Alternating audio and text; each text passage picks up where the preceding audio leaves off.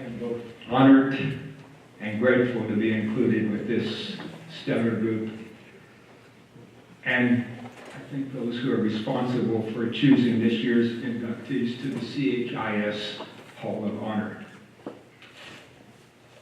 I think I have a connection with each of the inductees during the 20 years between 1945 and 1965. Ralph Terry, although 15 years behind me at Coleman High, nevertheless has been the official photographer for each of our class reunions. And I think, Jack, I'm not certain of this, but there was a sister, or Bobby Balcom, who was in my graduating class. I don't know if she was a sister or a cousin. Okay, so that's our connection. I was in the same Boy Scout troop with Bill Stevenson in the 1940s. And even in his mid-teens, Bill was already a natural leader and someone we all admired. As for Tom Jones, he was a sophomore at the University of Texas when I began high school, although his sister Beverly was a classmate. Later, after I graduated TCU and began my Fulbright year, I was fortunate to be able to stop in New York. And because of the Coleman connection, Tom took me under his wing and showed me about the Big Apple. Also, he introduced me to the Mexican Gardens, which he insisted was the only restaurant in the whole city then serving authentic Tex-Mex cuisine. The Coleman of the 1940s was a great place to come of age. The population was a stable 7,000. It was a time without television, cell phones, computers, or internet. I recall a couple of cartoons depicting a grandfather and a small grandson that illustrate the issue. In the first, the grandson asked rather incredulously, "You mean you had to walk across the room to change the channel?"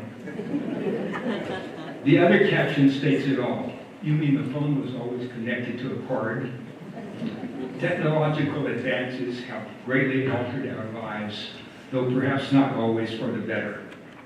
For entertainment, we relied mainly on radio or the town's 3 movie houses, the Howl, the Dixie, and the Gym, which often screened new features and had an unforgettable smell.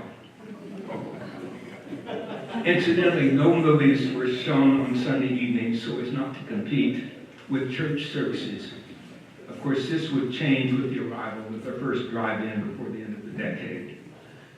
My first real job, other than mowing grass, was popping corn at the Howell Theater for 60 cents an hour and a take-home pay of $5.20 for the whole weekend.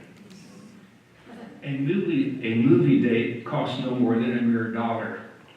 2 tickets at 40 cents each, and a drink and a package of Ritz crackers at the Dixie Pig for another 20 cents. Obviously, the 1940s were a simpler and cheaper time.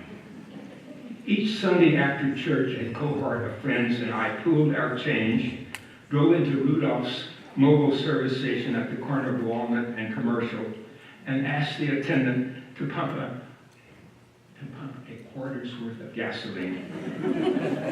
You may laugh, but regular was then only 12 cents a gallon. Consequently, 2 gallons were enough to drive up and down Commercial for the rest of the afternoon, which we did.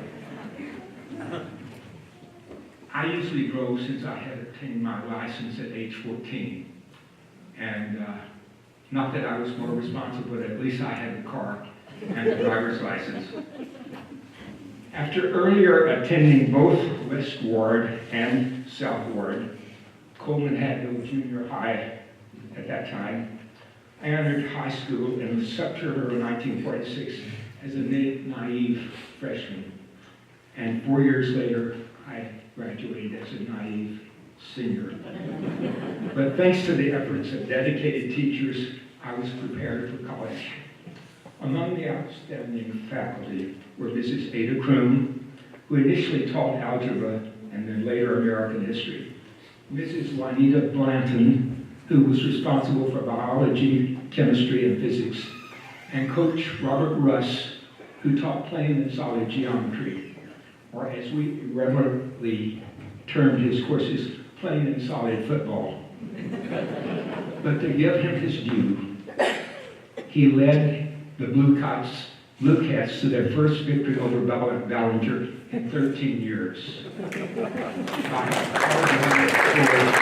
a 14-13, thanks to the unerring toe of kicker James Laird. The next year we won again, this time 7-0. So 2 years in a row to beat Ballinger was an achievement. After retiring from coaching, he taught math at Angelo State University.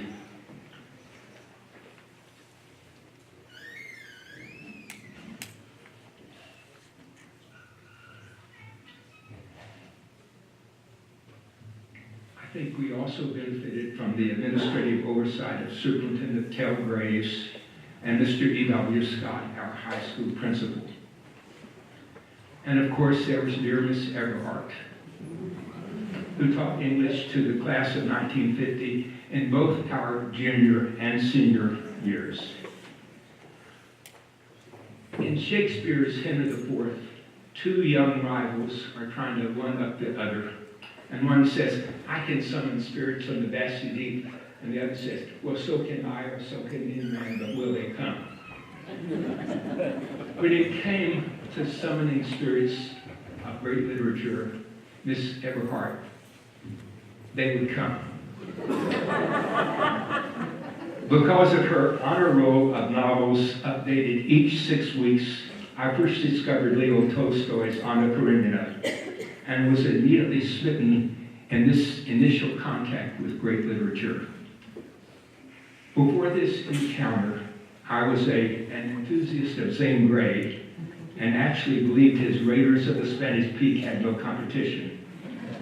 Several years later, I chose Tolstoy as the subject for my master's thesis at TCU, and I request only to pay tribute to the superior instruction which enabled Coleman alumni to excel in college. I offer the fact that more than half of our classmates, 34 out of 62, later obtained degrees. I think that's an impressive testament to the excellence of our high school preparation. And Superintendent McDaniel, I'm confident this tradition continues today. Although I have been gone from Coleman for the last 60 years, I maintain a kind of daily proxy by using county school districts as passwords for credit cards and computer programs.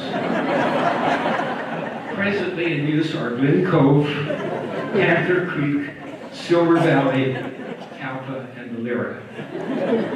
In reserve are Burkitt, Centennial, Moselle, Novice, and Rockwood. For obvious reasons, Tricklett is not in the mix. Casey Stengel, the longtime manager of the New York Yankees, once noted when in his 80s, quote, most people my age are dead. At the time, I thought his answer amusing, but now it is easier to appreciate the truth of his observation.